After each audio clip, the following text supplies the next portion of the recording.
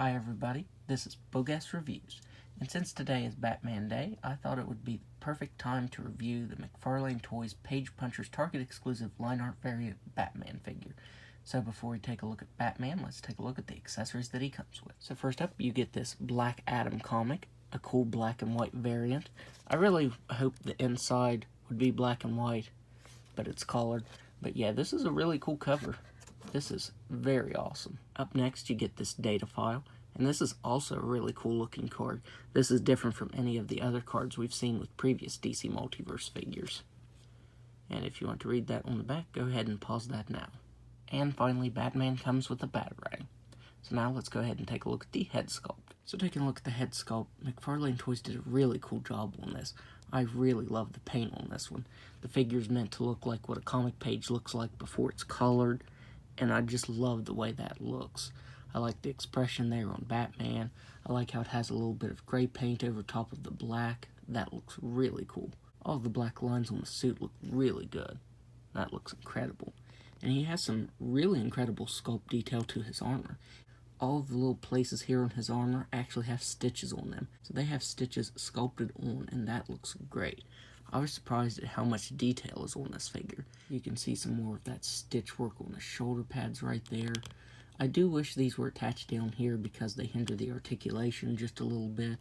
Looking at the cape, you can see all of the stitched lines there, and that looks incredible. All the wrinkles and everything are sculpted really nicely. This almost looks like real leather. That's how well it's sculpted.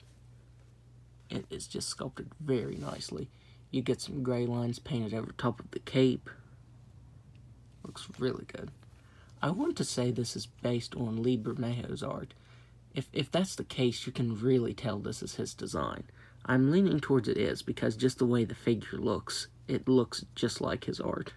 So yeah, this figure looks really good. So now let's go ahead and go over his articulation. He has a ball-jointed head that can barely look up. He can barely look down.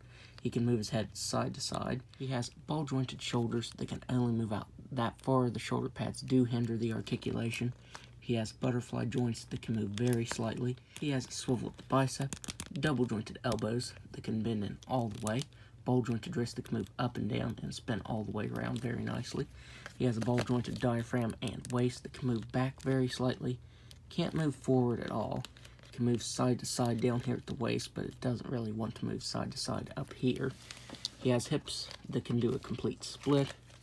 He can kick forward that far. He can kick back all the way.